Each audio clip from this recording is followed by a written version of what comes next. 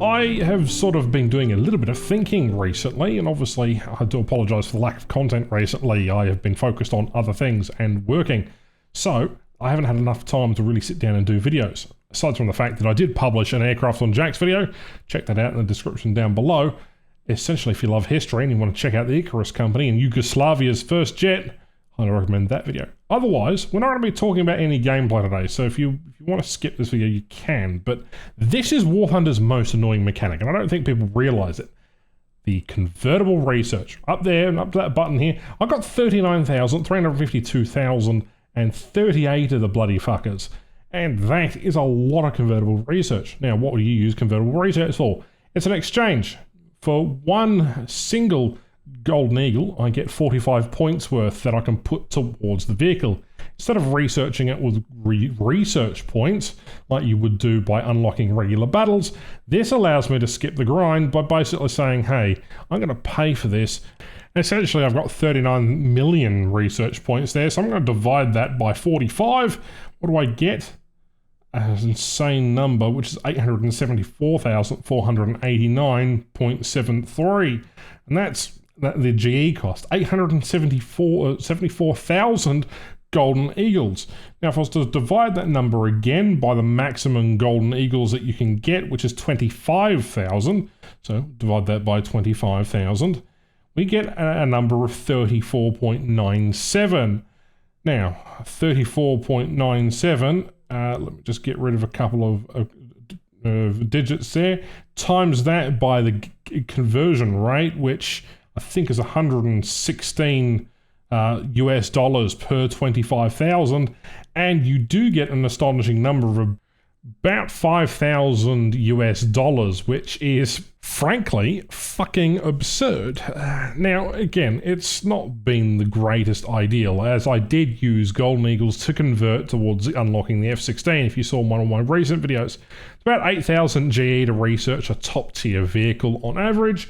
That's providing you have everything behind it and have enough to unlock. Granted, everything's gated behind a rank system now. You have to have 5 vehicles of a certain rank in order to progress to the next one. So that also adds to the cost. And then, I don't know, this whole entire currency to me is worthless. The fact that you have to pay a certain amount is understandable. But even in competitive games like World of Tanks, World of Warships, the conversion rate is a lot better. And you get something called free experience as well. That allows you to then use that and unlock modules that way. But again, slightly different because this game allows you to play any vehicle and unlock, but still, you know, most people spending 99 Australian or about 60 to 70 US for 10,000 GE, that is an incredible amount of money. And with the economy changes coming up, I don't know. It's sort of, this is just a passing thought. There wasn't any script or any reason or any rationale to do this video. I just wanted to point out the fact that it's absolutely absurd that we have a currency in game that can't be utilised, at least efficiently, and we can't do anything with it. Because if you have a look in some of the in-game achievements and some of the in-game items, for some of the achievements for shooting down fighters or killing aircraft or doing various other bits and pieces, what you have is essentially just an uncapped currency that nobody is really going to use unless you want to get the latest top tier vehicle upon a new update. Again, this is nothing new. This has been in the game since day one, but suffice to say that I'm a little perplexed that it cost me that amount of money just to even unlock some other things. You may have seen other content creators on the dev server with our 5 to 6 million golden birds flaunting around and having a bunch of fun unlocking all the vehicles.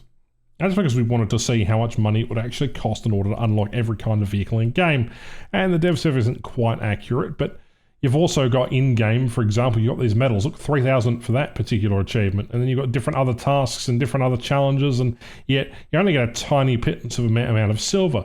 If there was a way to actually use convertible research points at a stupid expense or at some sort of reasonable rate, then maybe people would use it more often. But if you're the kind of person to really just sort of buy a new vehicle on the patch, good for you. But fuck, it just makes me realise how much of a grind this game can be. Even if you're getting that free research for free, it's a currency you can't use, and you won't be able to use unless you pay Gaijin, golden birds, or some form of other currency in order to use the convertible research points, if that makes sense. I don't know. I feel like Gaijin could address this and could put a use to it, maybe giving us a bonus for how many, 100, maybe if we earned 100,000 convertible research, we get, 50,000 silver or 100,000 silver, for example. That'll at least keep people, grinding away or playing and just give us another reason to continue playing. I don't know. Am I going crazy? Let me know in the comments down below. I know this has been in the game for longer than 10 years. I think I've talked about it before, but to me, that is War Thunder's most useless feature aside from its economy, map design, and its overall economy balance. Anyway, that's all I have to say today. My name is Ash. Catch you in the next one. Bye-bye.